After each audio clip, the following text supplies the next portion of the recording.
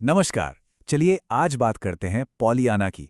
एक ऐसी लड़की जिसके लिए हर मुश्किल में खुशी की कोई ना कोई वजह ढूंढना मुमकिन है। पर सवाल यह है कि जब जिंदगी सच में बहुत ज्यादा कठिन हो जाती है, तब क्या होता है उसके इस फलसफे का। आइए देखते हैं। तो पोलियाना का ना एक बड़ा सीधा सा नियम है। वो इसे कहती है द ग्लैड गेम, या कह लीजिए खुशी का खेल। मतलब सिचुएशन कितनी भी बुरी क्यों ना हो, उसमें खुश होने के लिए कुछ ना कुछ ढूंढ निकालना है। और ये सिर्फ पॉजिटिव थिंकिंग नहीं है। ये एक एक्टिव गेम है, एक कोशिश है जो वो हर रोज हर पल करती है। लेकिन क्या ये खेल हर बार काम करता है? सोचिए, जब पोलियाना के सामने एक अंतिम संस्कार जैसी सिचुएशन आती है, या एक दुखी अनाथ लड़का, या फिर एक सालों पुरानी कड़वी दुश्मनी, तो क्या उसकी ये पॉजिटिविटी टिकी रहेगी? कहानी की शुरुआत ही एक बड़ी चुनौती से होती है।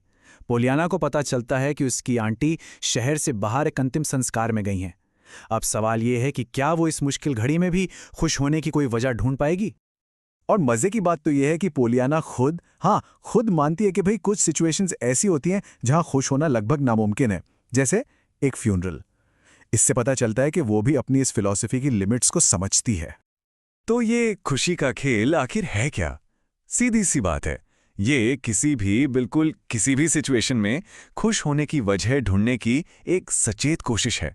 एक तरह की मेंटल एक्सरसाइज जो उसने अपने पिता से सीखी थी। लेकिन कहानी में एक बहुत प्यारा मोड़ आता है। जब पोलियाना खुद दुखी हो जाती है, तो घर की नौकरानी नैन्सी उसे उसी का खेल याद दिलाती है। ये वो पल है जब हमें पता चलता है कि पोलियाना की सोच का असर अब दूसरों पर भी होने लगा है।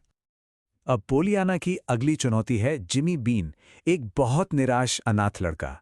और यहाँ उसका आशावाद सिर्फ एक एहसास बनकर नहीं रहता, बल्कि एक्शन में बदल जाता है। तो जिमी दुखी क्यों है? वजह यह है कि लोकल लेडीज एड सोसाइटी ने उसे गोद लेने के बजाय भारत से किसी लड़के को चुन लिया है। जाहिर है वो बहुत हताश है। और जिमी की इसी उदासी भरी बात से पोलियाना को एक जबरदस्त आइडिया आता है। वो जिमी के दुख में एक मौका, एक उम्मीद देख लेती है। तो देखिए, पोलियाना सिर्फ अफसोस जताकर नहीं रह जाती, नहीं, वो बाकायदा एक प्लान बनाती है। वो क्या करती है, जिमी को एक दूर देश का लड़का बनाकर पेश करती है और अपनी पुरानी लेडीज एड सोसाइटी को चिट्ठी लिखती है। ये होती है असली एक्टिव होप। मतलब सिर्फ उम्मीद नहीं करना, बल्कि उम्मीद को हकीकत बनाने के लिए काम करना। अच्छा, पॉलियाना का अगला मिशन है मिस्टर पेंडल्टन की मदद करना। शहर के एक चिड़चिड़े आदमी जिनके हाल ही में टांग टूट गई है। पोलियाना अपनी आंटी को बड़ी समझदारी से समझाती है कि जेली मिस्टर पेंडल्टन को ही मिलनी चाहिए। क्यों? क्योंकि उनकी चोट टेम्पररी है और ये उनकी मदद करने का एक दुर्लभ मौका है। जबकि मिसेस स्नो तो हमेशा बीमार रहती हैं, उन्हें कभी भी कुछ भेजा जा सकता है। लॉजिक तो है। लेकिन जैसे ही पोलियाना जॉन पेंडल्टन का नाम लेती हैं, कमरे का माहौल एकदम से बदल जाता है।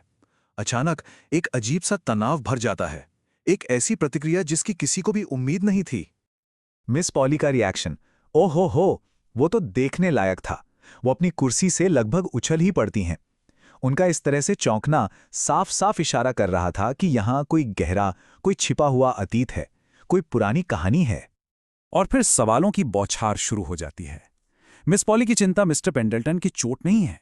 उनकी चिंता यह है कि क्या वो पॉलियाना की असली पहचान के बारे में जानते हैं। उनके सवालों से रहस्य और तनाव दोनों ही बढ़ते जाते हैं। वो ये पक्का करना चाहती हैं कि मिस्टर पेंडल्टन और उनके घर के बीच कोई भी कनेक्शन ना हो। और आखिर में ये बात साफ होती है कि मिस्टर पेंडल्टन को ये बिल्कुल नहीं पता कि पोलियाना मिस पॉली की भतीजी है। और ये जानकारी मिस पॉली के लिए बहुत बहुत जरूरी है। एक लंबी, तनाव भरी खामोशी के बाद मिस पॉली एक बहुत ही अजीब फैसला लेती हैं। एक ऐसा फैसला जिसमें दया भी है और रहस्य भी। मिस पॉली पॉलियाना को जेली ले जाने की इजाजत तो दे देती हैं, पर एक कड़ी शर्त के साथ।